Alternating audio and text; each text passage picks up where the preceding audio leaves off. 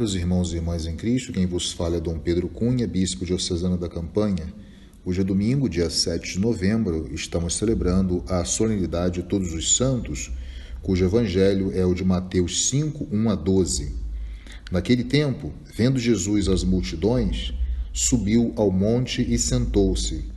Os discípulos aproximaram-se e Jesus começou a ensiná-los. Bem-aventurados os pobres em espírito, porque deles é o reino dos céus. Bem-aventurados os aflitos, porque serão consolados. Bem-aventurados os mansos, porque possuirão a terra. Bem-aventurados os que têm fome e sede de justiça, porque serão saciados. Bem-aventurados os misericordiosos, porque alcançarão misericórdia. Bem-aventurados os puros de coração, porque verão a Deus. Bem-aventurados os que promovem a paz, porque serão chamados filhos de Deus. Bem-aventurados os que são perseguidos por causa da justiça, porque deles é o reino dos céus. Bem-aventurados sois vós quando vos injuriarem e perseguirem, e mentindo disserem todo tipo de mal contra vós, por causa de mim. Alegrai-vos e exultai, porque será grande a vossa recompensa nos céus. Caros irmãos e irmãs, hoje, numa só festa, a Igreja celebra, junto com os santos canonizados, todos os justos de toda raça e nação, cujos nomes estão inscritos no livro da vida, como assim bem descreve São João no livro do Apocalipse, no capítulo 20, versículo 12. Com isto, esta festa ela já é celebrada desde o século IX, e a Igreja, então, baseada no texto da Lumen Gentium, número 39, diz que Cristo amou a sua Igreja como sua esposa e deu-se a si mesmo por ela a fim de santificá-la. Por isso, todos na Igreja são chamados à santidade. Aí está o significado do chamado universal à santidade. Hoje no Evangelho, o conhecido discurso de Jesus, também chamado de Sermão da Montanha, é, na verdade, um autêntico retrato da santidade, que todos nós devemos buscar viver. Jesus se apresenta como um novo Moisés, que sobe ao novo Sinai e nos oferece uma lei perfeita e definitiva que purifica os corações daqueles que desejam contemplar a face de Deus. As bem-aventuranças ensinadas por Jesus direcionam os nossos corações para o que constitui, assim por dizer, a essência da mensagem de Jesus, levando cada um a uma opção de vida radicalmente cristã. Aqueles que as seguem com espírito de pobreza, desprendimento e também com o coração puro, certamente podem ser considerados cidadãos do reino de Deus. As bem-aventuranças mostram a condição daqueles que agora estão diante de Deus, ou seja, os pobres, os aflitos, os que têm fome e sede de justiça, os misericordiosos, os promotores da paz e os perseguidos por causa da justiça. Todos esses são chamados filhos de Deus. São os santos e santas diante de Deus.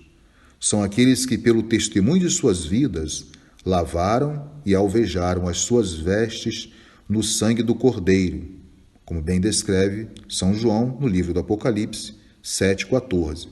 Ou seja, que viveram as bem-aventuranças com fé e assim geraram frutos de amor. Quando nós falamos dos beatos ou bem-aventurados, imediatamente associamos com a visão de Deus. Esse é o sentido de beatitude, né? Aqueles que veem a Deus. Então, ver a Deus é a condição dos bem-aventurados, dos beatos, dos santos e santas, ou seja, é estar em comunhão íntima com Deus. Isto ocorre com aqueles que o buscam com o coração sincero e puro, aqueles que não negaram o nome de Jesus, mas que tiveram sempre seus olhos fixos nele.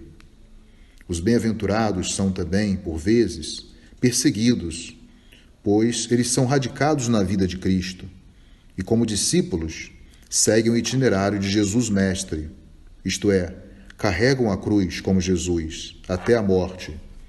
Mas é justamente nesta configuração dolorosa que se chega à santidade como uma adesão plena e total a Cristo Jesus.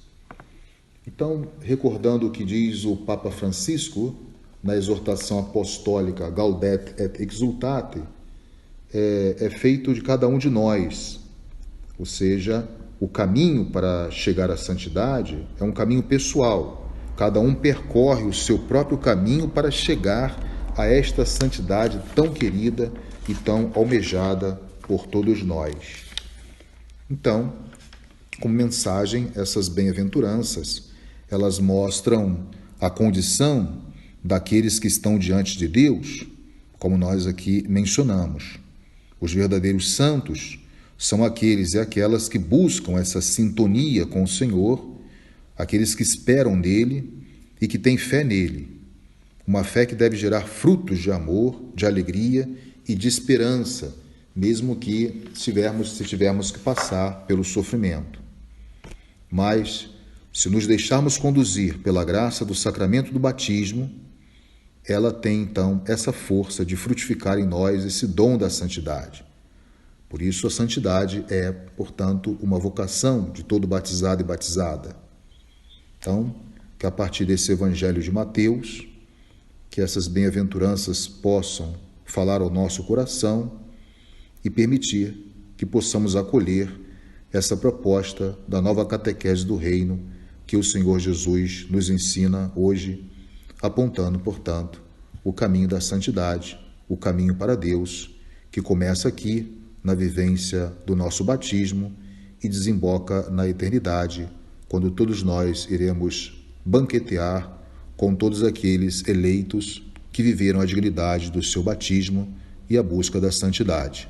Louvado seja nosso Senhor Jesus Cristo, para sempre seja louvado. O Senhor esteja convosco, Ele está no meio de nós. Seja bendito o nome do Senhor, agora e para sempre. A nossa proteção está no nome do Senhor, que fez o céu e a terra. Por intercessão da Virgem Imaculada e de todos os santos e santas de Deus, abençoe-vos o Deus Todo-Poderoso, Pai e Filho e Espírito Santo. Tenham todos um abençoado domingo. E cantar no céu a feliz multidão.